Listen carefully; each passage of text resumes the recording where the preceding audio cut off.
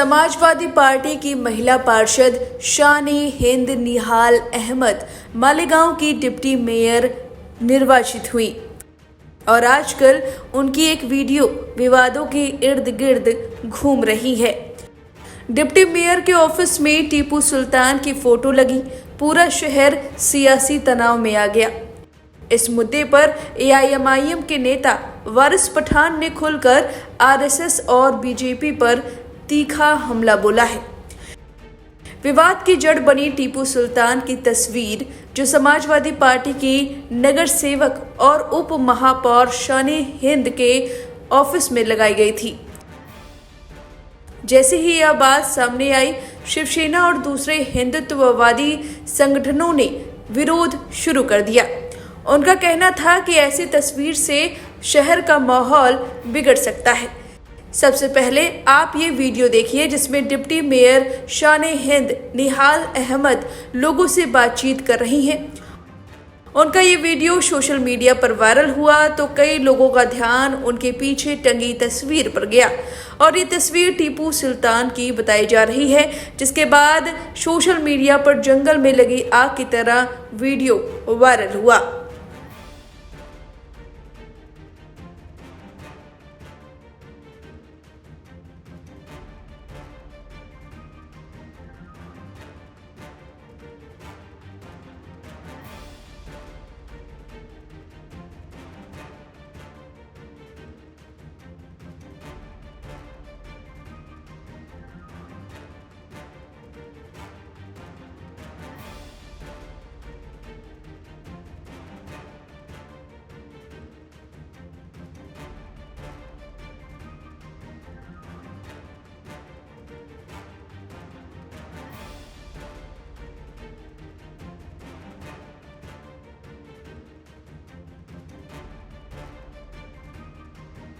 लगातार बढ़ते तनाव को देखते हुए नगर प्रशासन ने हस्तक्षेप किया और कानून व्यवस्था बनाए रखने के नाम पर उप महापौर के दफ्तर से वह तस्वीर हटवा दी गई। नगर सचिव ने कहा कि यह फैसला टकराव और हिंसा से बचने के लिए लिया गया है, लेकिन कहानी यहीं खत्म नहीं हुई।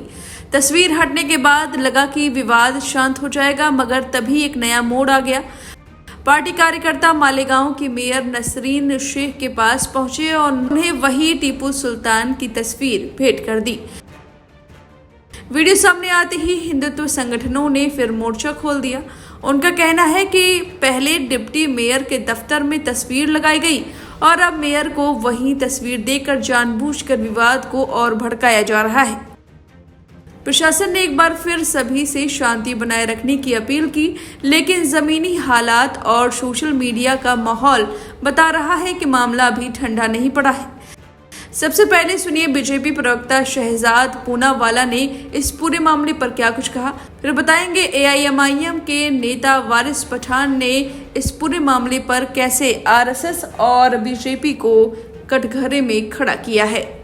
देख लिए तस्वीर डिप्टी मेयर मालेगांव की, किस प्रकार से उनके ऑफिस में टीपू सुल्तान की तस्वीर लगी हुई है, पर छत्रपति शिवाजी महाराज की नहीं, बाबा साहब आम्बेडकर जी की नहीं, महात्मा गांधी जी की नहीं, राष्ट्रपति द्रौपदी मुर्मू की नहीं। इनके लिए इनके जो आदर्श है, हीरो है, वो बाबर, गजनी, मुगल, औरंगजेब, टीपू सुल्तान ही है। इनके लिए एपीजे अब्दुल कलाम नहीं है, इनके लिए राष्ट्रपति द्रौपदी मुर्मू नहीं है, इनके लिए पटेल नहीं है, इनके लिए महात्मा गांधी नहीं है, इनके लिए छत्रपति शिवाजी महाराज इनके आइकॉन नहीं है। पर एक बात मैं कहना चाहता हूं कि कुछ लोग कहते हैं कि वो मुंब्रा को और महाराष्ट्र को हरा कर देंगे, कुछ लोग बोलते हिजाब वाली, बुरखे वाली मेयर बनेगी। इस देश में संविधान चलेगा, महाराष्ट्र में भी संविधान चलेगा, और अगर छत्रपति शिवाजी महाराज को सम्मान नहीं दिया जाएगा तो ये महाराष्ट्र में नहीं चलेगा। अगर महात्मा गांधी जी को, सरदार पटेल को भी आप सम्मान नहीं देना चाहते तो आप बोलते हो संविधान संविधान, पर मन में है इस्लामिक स्टेट की दुकान, मन में है वोट बैंक की दुकान। यही है इनकी असली पहचान। तो सुना आपने। अब इस मुद्दे पर एआईएमआईएम के नेता वारिस पठान ने खुलकर आरएसएस और बीजेपी पर तीखा हमला किया है। पठान ने कहा मुसलमानों ने जंगे आज़ादी में अपनी जानें दी हैं। आज वही लोग निशाने पर हैं जिन्होंने देश के लिए कुर्बानी दी। सवाल ये है कि आरएसएस और बीजेपी को उनसे इतनी नफरत क्यों है।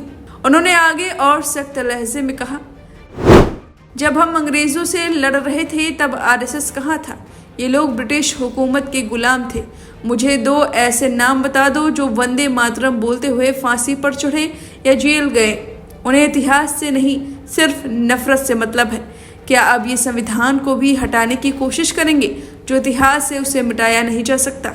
अब मालेगांव में इस पूरी घटना से सवाल उठा है कि ये सवाल केवल एक तस्वीर का नहीं बल्कि एक टकराव इतिहास, पहचान और राजनीति का है जो सीधी लड़ाई अब बन चुका है। अब देखना होगा इस मामले पर क्या कुछ लोगों का कहना है।